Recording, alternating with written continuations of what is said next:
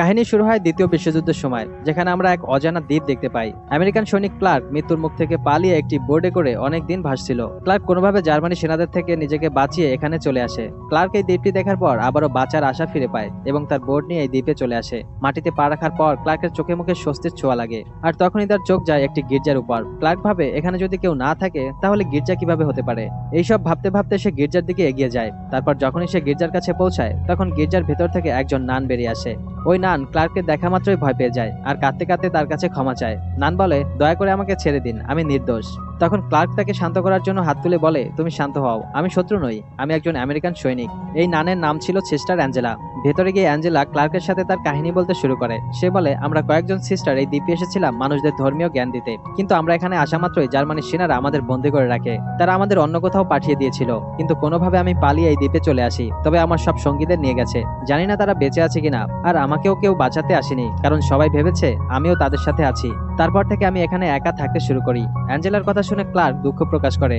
এরপর ক্লার্ক তার নিজের ঘটনা বলতে থাকে। সে বলে, আমি আমেরিকান মেরিনের একজন সৈনিক। জার্মানি সেনারা আমাদের জাহাজে আক্রমণ করেছিল, তারপর আমার টিমের সবাই মারা যায়, আমি একা বেঁচে এখানে পৌঁছেছি। এরপর তারা দুজন খাবারের ব্যবস্থা করার প্ল্যান করে। ক্লার্ক গাছে উঠে নারকেল পারে, তবে কতদিন তারা শুধু নারকেল খেয়ে বেঁচে থাকবে, তাই আরো খাবারের সন্ধান করতে থাকে। তখন ক্লার্ক সমুদ্রে একটা কচ্ছপ দেখতে পায়। সে বলে, ওই কচ্ছপটা যদি আমরা ধরতে পারি তাহলে আমাদের কয়েকদিনের খাবার জোগাড় হয়ে যাবে। এরপর দুজন বোর্ড নিয়ে সমুদ্রে নেমে পড়ে, কিন্তু কচ্ছপটি ধরা এত সহজ ছিল না। অনেক চেষ্টার পর ক্লার্ক কচ্ছপটি ধরতে পারে, আর রাতে তারা এটি রান্না করে খায়। এই প্রথমবার তারা এই দ্বীপে ভালো খাবার খেতে পেরেছে। পরদিন দেখা যায় আকাশে জার্মানি যুদ্ধ বিমানগুলো এই দ্বীপের দিকে আসছে। ক্লার্ক বলে, আমাদের পালাতে হবে। এরপর দুজন একটি গুহার মধ্যে লুকিয়ে পড়ে।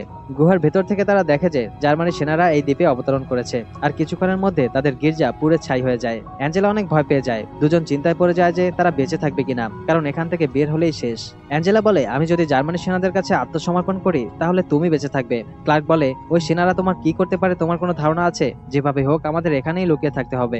সন্ধ্যার পরে ক্লার্ক মাছ ধরতে বেরিয়ে পড়ে, কিন্তু তার কপাল খারাপ, কারণ কিছু জার্মানি সৈন্যরা তাকে দেখে ফেলে।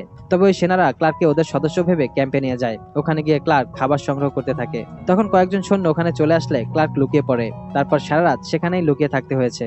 সকাল হতে অ্যাঞ্জেলা দেখে ক্লার্ক তার কাছে নেই, তাই চিন্তায় পড়ে যায় যে ক্লার্ককে হয়তো সেনারা মেরে ফেলেছে। অন্যদিকে ক্লার্ক চুপচাপ খাবার গোছাতে থাকে। যখনই সৈন্যরা ট্রেনিং এর জন্য বের হয় তখন ক্লার্ক বের হয়ে জঙ্গলের গুহায় চলে আসে।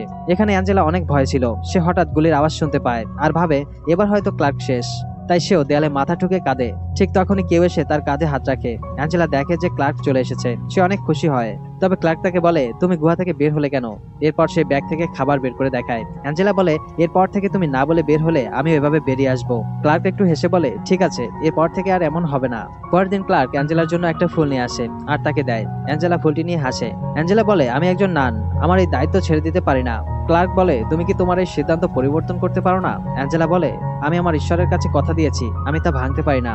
এইসব কথা শুনে ক্লার্কের মনে অনেক কষ্ট লাগে। সে সমুদ্রের কাছে যায় আর বলে, তুমি ঠিকই বলেছো, আমার সবসময় যুদ্ধক্ষেত্রে থাকা উচিত, আর তোমার জন্য এতটুকু যথেষ্ট নয়। রাতে খাবারের পর ক্লার্ক একটি বিয়ারের বোতল খুঁজে পায়। এরপর বিয়ার খেয়ে সে একেবারে মাতাল হয়ে যায়, আর সে অদ্ভুত সব কথা বলতে থাকে এবং অ্যাঞ্জেলাকে গালাগালিও করে। ভয় পেয়ে অ্যাঞ্জেলা সেখান থেকে বের হয়ে যায় আর জঙ্গলের ভেতর সারা রাত একাই কাটায়। সকালে ক্লার্কের ঘুম ভাঙার পর সে অ্যাঞ্জেলাকে খুঁজে পায় না। ভয়ে জঙ্গলের দিকে চলে যায়। একটু দূরে দেখে যে অ্যাঞ্জেলা অচেতন অবস্থায় পড়ে আছে। বৃষ্টিতে তার কাপড় ভিজে গেছে। এরপর দেখা যায় জাপানি সৈন্যরা আবার এই দ্বীপে চলে আসে। অ্যাঞ্জেলার অবস্থা খারাপ দেখে ক্লার্ক তাকে গুহার ভেতর নিয়ে যায়। তবে এখানে ছিল বেশ ঠান্ডা, আর অ্যাঞ্জেলার দরকার ছিল গরম কাপড়ের, তাই ক্লার্ক আবারও নিজের জীবনের ঝুঁকি নেয়। সে জার্মানি সেনাদের ক্যাম্প থেকে কাপড় চুরি করতে আসে। তখন একজন সেনা ক্লার্ককে দেখে ফেলে। ক্লার্কের কাছে আর কোনো উপায় না থাকায় সে ওই সৈন্যকে মেরে ফেলে। কেউ যেন সন্দেহ করতে না পারে, তাই বডিটা মাটিতে পুঁতে ফেলে। এরপর ক্লার্ক অ্যাঞ্জেলার কাছে গুহায় চলে আসে আর অচেতন অবস্থায় অ্যাঞ্জেলাকে কাপড় পরিয়ে দেয়।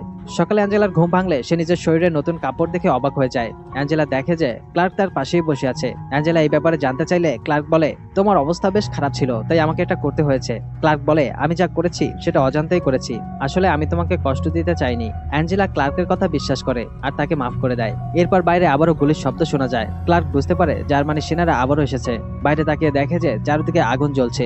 সেনারা জেনে গেছে যে তাদের একজন সদস্য মারা গেছে, তাই তারা ওই শত্রুকে খুঁজতে পুরো দ্বীপ দ্বীপে তল্লাশি চালাচ্ছে। ক্লার্ক অ্যাঞ্জেলাকে বলে এখন আমাদের আবারও গুহায় লুকিয়ে থাকতে হবে। এই কথা শুনে অ্যাঞ্জেলা ভয় পেয়ে যায় আর ঈশ্বরের কাছে প্রার্থনা করে। কিছুক্ষণ চিন্তা করার পর ক্লার্ক একটি সিদ্ধান্ত নেয়, সেটা হলো জার্মানি সেনাদের কাছে আত্মসমর্পণ করা, যাতে অ্যাঞ্জেলার জীবন রক্ষা পায়। তবে অ্যাঞ্জেলা সেটা করতে বাধা দেয়। এরপর বাইরে থেকে আরো গুলির আওয়াজ আসতে শুরু করে। জার্মানি সৈন্যরা গুহার বাইরে দাঁড়িয়ে বলছে, যারা এই গুহায় লুকিয়ে আছো তারা এখনই বেরিয়ে আসো, নইলে আমরা এই গুহাটি উড়িয়ে দেব। ক্লার্ক চিন্তায় পড়ে যায় কি করবে। সে নিজের মৃত্যুকে মেনে নেয়। অ্যাঞ্জেলা ভয়ে কাঁপতে থাকে আর প্রার্থনা করে। তখনই হঠাৎ বিস্ফোরণের শব্দ পাওয়া যায়। বাইরে অনেক বোমা ফেলা হচ্ছিল। জার্মানি সৈন্যরা চিৎকার করতে শুরু করে। তখন ক্লার্ক বুঝতে পারে আমেরিকান সৈন্যরা এখানে পৌঁছে গেছে। এখন জার্মানি সেনাদের নির্মূল করা হচ্ছে। তবে ক্লার্কের একটি কথা মনে পড়ে। সে যখন জার্মানি সেনাদের ক্যাম্পে গিয়েছিল তখন সে দেখেছে জার্মানির সেনারা পুরো এলাকায় বোমা পুঁতে রেখেছে। যদি আমেরিকান সৈন্যরা এগিয়ে যায় তাহলে তারা ওই বোমার শিকার হবে। ক্লার্ক একটি উপায় বের করে। সে নিজেই বোমগুলো নষ্ট করে ফেলবে। এরপর ক্লার্ক বাইরে এসে এই বোমাগুলো নিষ্ক্রিয় করতে শুরু করে। তবে এই সময় ক্লার্কও গুরুতর আহত হয়। তবে তার এই সাহসিকতার জন্য অনেকের জীবন বেঁচে যায়। সবকিছু শান্ত হওয়ার পর অ্যাঞ্জেলা বের হয় আর ক্লার্কের কাছে যায়। সে ক্লার্কের ক্ষত স্থানে ব্যান্ডেজ করে দেয়। তখন ক্লার্ক বলে, আমাদের হয়তো আলাদা হওয়ার সময় এসেছে, সম্ভবত আমাদের আর কখনো দেখা হবে না। অ্যাঞ্জেলার চোখ থেকে পানি পড়তে থাকে। সে বলে, হয়তো আমি তোমার সাথে সারা জীবন কাটাতে পারবো না, কিন্তু তুমি সবসময় আমার হৃদয়ে থাকবে। তারপর আমেরিকান সৈন্যরা ক্লার্ককে চিকিৎসার জন্য নিয়ে যায় আর অ্যাঞ্জেলা তার পেছন পেছন যায়। যদিও তারা দুজন আলাদা হয়ে যাচ্ছে, তবে তাদের স্মৃতি সবসময় তাদের একসাথে রাখবে। আর এখান থেকেই এই মুভির গল্পটা শেষ হয়ে যায়। বন্ধুরা, তোমাদের এই মুভির গল্পটা কেমন লেগেছে কমেন্টে জানাও। এরকম দারুণ সব মুভির এক্সপ্লেনেশন দেখতে ভিডিওতে লাইক দিয়ে চ্যানেলটি সাবস্ক্রাইব করো। কথা হবে নতুন কোনো গল্প নিয়ে। ততক্ষণ পর্যন্ত আমাদের আগের ভিডিওগুলো উপভোগ করো। Good bye.